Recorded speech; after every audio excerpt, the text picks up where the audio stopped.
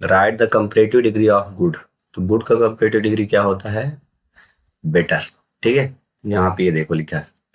कुछ comparative degree के last में ER लगाते हैं, तब वो क्या बनती है? Comparative degree. ठीक ना? किस इस डिग्री के अंत में जो पॉजिटिव डिग्री रहती है, तो ये PD है, इसलिए इसमें ER लगाकर कंपेरेटिव डिग्री बनाया गया। और ये जो है ना, ये पॉजिटिव डिग्री ना होकर के ये क्या है? सुपरलेटिव डिग्री है। पॉजिटिव डिग्री में EST अगर लगा दे तब बनती है, बट ये सम के केसेस में होती है कि सेम टू सेम लगा के बनती है। जैसे गुड, बेटर और बेस्ट, ये थोड़ा अलग अलग है, इनको याद रखना। पर रही बात बैड, तो बैड क्या है इनको बता देता हूँ, समझ लेना, क्या पता दोबारा एग्जाम में दूसरी चीज आए। ठीक है, तो बैड पॉजिटिव डिग्री है। ठीक है, और वर्स्ट इसी का कंपेरेटिव डिग्री है। वर्स्ट ये सुपरलेटिव डिग्री है। बैड, वर्स्ट और वर्स्ट होता है। ठीक है, ये सुपरलेटिव डिग्री। ठीक है, तो आप जैसे क्वेश्चन पूछा डिग्री से, तो आपको एक चैप्टर में डिग्री मिला था ना, तो आप जितनी भी डिग्री होंगी ना उनको रट लेना। ठीक है, मैं क्या करूंगा, आपको हिंट भी बताते जाऊंगा, कुछ क्वेश्चन के आंसर भी बता दूंगा, प्लस कुछ क्वेश्चन आपको अपने बुक से आंसर कर लेने हैं। ठीक ना? ना बनने पे आप मेरे को कमेंट्स करना, तो मैं आंसर बता दूंगा, बट आप थोड़ा मेहनत करेंगे तो आपसे बनेगा। तो मैं हिंट बताऊंगा, ठीक ना, कहाँ पे मिलेगा। जैसे क्वेश्चन 2, जिस बच्चे ने पढ़ा होगा तो इसका आंसर उसको पता होगा। The first Olympic sports festival was held in Greece. पहली बार ग्रीस में जो ओलंपिक का त्योहार मनाया गया था, तो कब मनाया गया था ग्रीस में? तो 776 BC पे। तो आप अपने बुक से भी इसको कलेक्ट कर सकते हो, याद कर सकते हो। अब इस चैप्टर से क्वेश्चन आया था ना, इसका मतलब है कि इस चैप्टर को आप अच्छे से पढ़ के जाना। अगला, merry go round is a, वो मेले मेले वाला जो एक चैप्टर था ना, जिसमें बच्चे मेला करने जा रहे थे, तो गाड़ी फिर खराब हो गई थी, फिर वो सभी पैदल यात्रा करने गए, मतलब मेला करने गए। तो वहां पे ये मैरी गो राउंड क्या था, जो गोल गोल घूम रहा था, तो पता है आपको क्या है? ये है डेकोरेटेड हॉर्सेस एस सी। एक ऐसा शीट बना था जिसमें बच्चे बैठ के गोल गोल घूम रहे थे, जो घोड़े के जैसे था, डेकोरेटेड यानी सजाया गया था। ठीक है, उसको बोलते हैं। अगला, question number 4, Rani Lakshmi Bai was born, यानी रानी लक्ष्मीबाई का जन्म कहाँ हुआ था? तो ये काशी में हुआ। ठीक ना? गुजरात नहीं करिएगा, अहमदाबाद भी नहीं, इलाहाबाद भी नहीं। ठीक है, यह अहमदाबाद है। अगला, very important question, the plural form of city. तो याद रखना, यदि किसी नाउन के अंत में बाई आए, ये बाई है ना, बाई आए, और उसके पहले जैसे टी लिखा है, टी को बोलते हैं कॉन्सोनेंट। यदि किसी नाउन के अंत में बाई आए और बाई के जस्ट पहले कॉन्सोनेंट आए ना, तो बाई को ना एक काम करना, आप आई बना देना। ध्यान रखना, बाई को आई बनाना मतलब बाई को गायब करना है, और ES लगाकर प्लूरल बना जाता है। तो क्या बन जाएगा? CIT फिर IES। तो सिटीज है क्या कहीं? CITIES, ये वाला हो जाएगा। ये बाकी सब रॉन्ग हो जाएंगे। ठीक है, ऐसे बेबी का भी बनेगा। बेबी में लास्ट में बाई है, और बी जो है ये कॉन्सोनेंट है, इसलिए बाई को क्या करोगे आप? आई बनाओगे, और आई के बाद ES लाया के प्लूरल बनेगा। ठीक ना? तो इस प्रकार से आप इसको ही बना सकते हो। देखता हूँ बन जाएगा कि नहीं, आप कमेंट्स करना स्टोरी। ठीक है, अगला करते हैं। Question number 6, the khalifa said to the merchant use your eyes. खलीफा ने व्यापारियों से कहा कि अपनी आंखों का प्रयोग करें। अब इन क्वेश्चनों के आंसर खलीफा वाले चैप्टर से था, जिसमें ऊंट था, लगड़ा। उस चैप्टर को आप अच्छे से पढ़ना।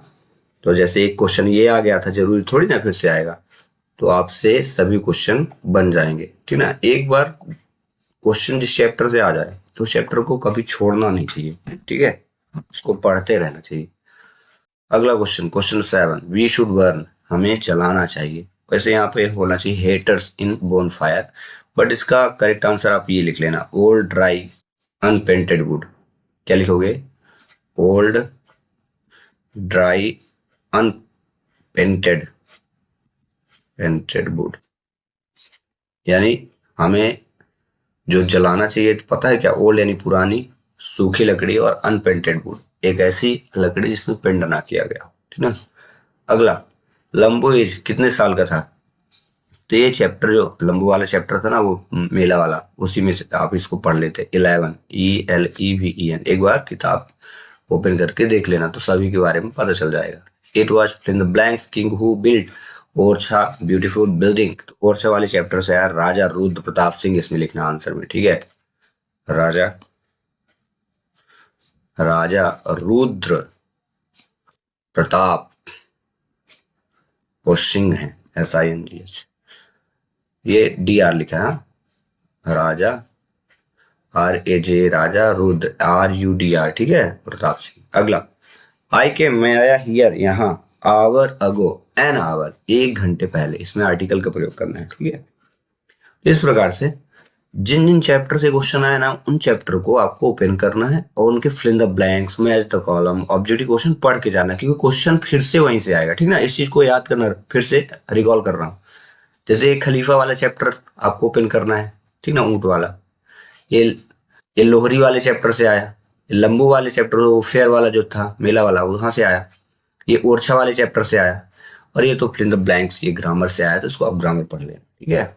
अब आते हैं क्वेश्चन नंबर 11 पे, दो अंक के हैं।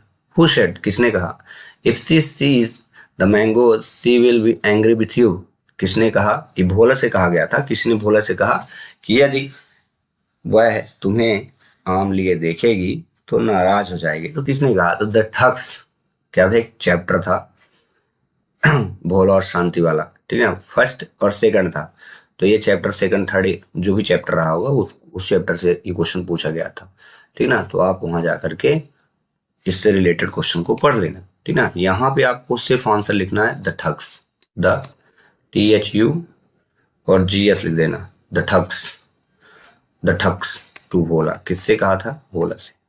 तो आंसर कैसे लिखोगे, हु सेड लिखा ना, तो यहाँ लिखना the thugs said, SAID, the thugs said to Bhola, complete.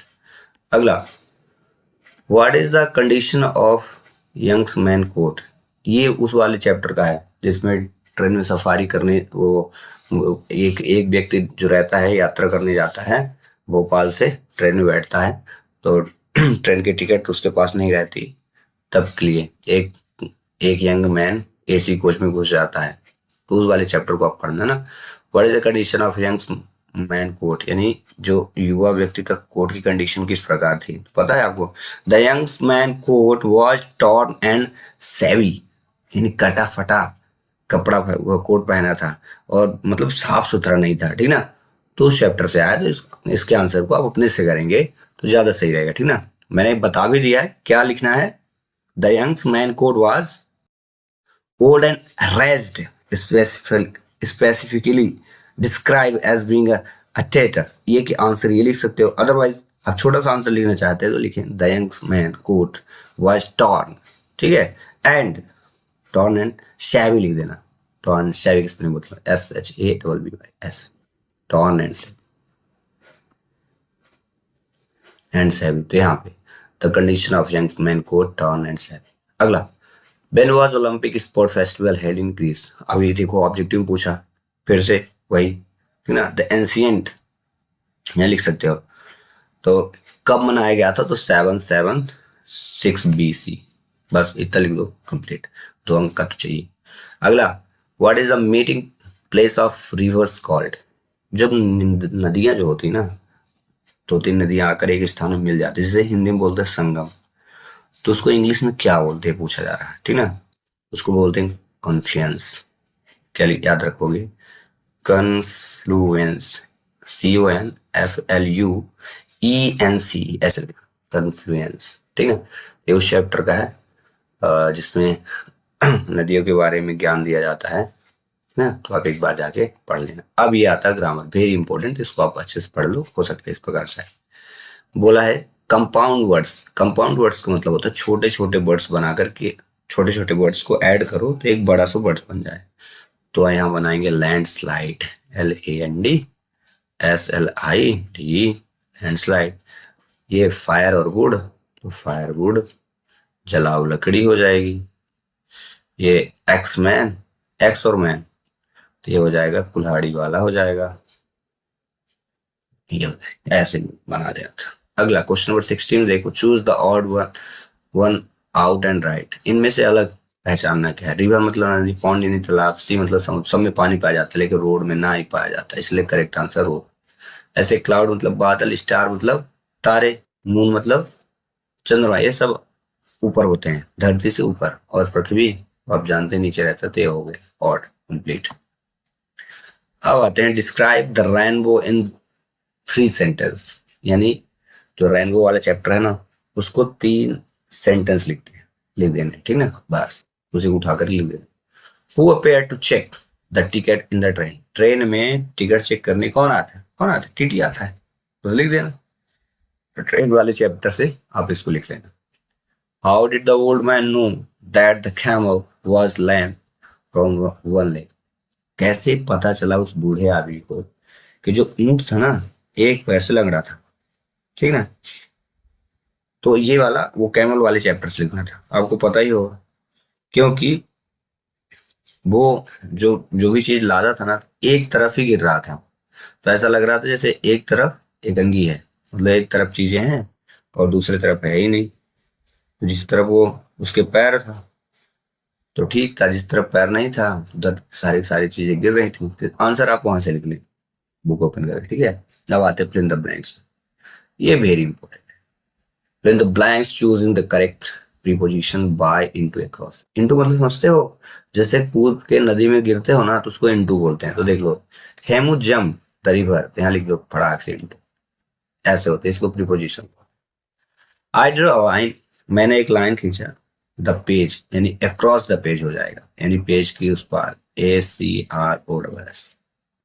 और can you finish the work, क्या आप इस काम को पूर्ण कर सकते हैं 5 o'clock, यहाँ समय बताने के लिए बाय 5 o'clock, 5 बजे के पहले। जब टाइम जो दिया हो उसके पहले कोई काम करना हो तो देन बाय का यूज कर दें। अब देखो इस क्वेश्चन में आ जाओ, लिखा है write an application to your headmaster, आपको अपने हेड मास्टर के लिए एप्लीकेशन लिखना है। ऑर्गेनाइजिंग अ पिकनिक, आप एक पिकनिक में जा रहे हैं उसके लिए, ठीक है। अब यहाँ पे मैच द कॉलम पढ़ के जाना मुन्ना, फिर से आया है। One who lends money, lends मतलब होता है उधार लेना, उधार देना, उधार लेना, उधार। वन हु लेंड्स मनी, जो उधार देता है तो उसको बोलते हैं लैंड लॉर्ड, ठीक है। ऐसे आप सिंपल ये। अगला वन हु अरेस्ट थीव्स, जो चोरों को पकड़ता है उसको पुलिस मैन कहते हैं। अगला वन हु बिल्ड्स हाउसेस, जो घर बनाता है उसको बिल्डर बोलते हैं। अगला ये वन हु बिल्ड्स हाउस, ये चौथा हो जाएगा ना, फिर 1 2 3 हो गया, हाँ ठीक है। वन हु मेक फर्नीचर, जो फर्नीचर बनाता है उसे कारपेंटर बोलते हैं। और वन हु सिंग, जो गाता है उसे सिंगर बोलते हैं, अब तो कर ही लोग इसको। और one who treat sick person, जो बीमार आदमियों की क्या करता है, दवाई करता है, उसे डॉक्टर बोलते हैं। बस समझ, ठीक है।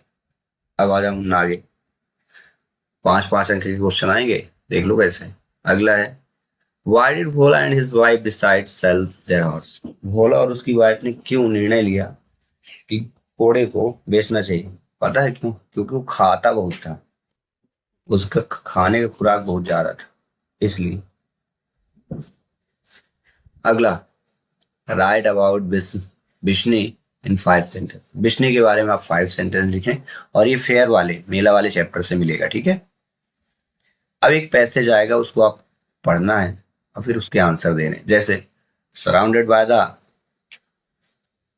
विद्यान range Bhimbetka caves lie 46 kilometers south of Bhopal, over 600 rock shelter belonging to the Paleolithic were decorated in the midst of a dense forest. There, painting in over 500 caves depict the life of the prehistoric cave dwellers, making Bhimbetka an archaeological treasure. Paintings are mainly in red and white, with the occasional use of green and yellow. अब यहाँ पे question आप पढ़ते जाना, question भी करते जाना। One who fair in Bhimbetka from Bhopal, fair नहीं लिखा, सॉरी, हाउ फार, कितना दूर था भीमबेटका भोपाल से, तो आप यहाँ ढूंढ लेना। Bhimbetka cab 48 kilometre south Bhopal, ये देखो लिखा ना 46, भीमबेटका केव 46 किलोमीटर साउथ भोपाल। तो इसमें आपको करना क्या है, पैसेज को पढ़ना है और इन क्वेश्चनों के आंसर आपको देने, ठीक है। और आता है लास्ट क्वेश्चन, देख लो question number 26। Write a short notes on any national festival, कि कोई भी राष्ट्रीय त्योहार में से आपको छोटे छोटे नोट्स बनाने, यानी 5 सेंटेंस आपको लिखना है, ठीक है। 5 अंक का है, 5 सेंटेंस, बस कंप्लीट, ठीक है। हाँ, कोई डाउट हो, अगर ये क्वेश्चन नहीं समझ में आते तो आप बताना, मैं बता दूंगा।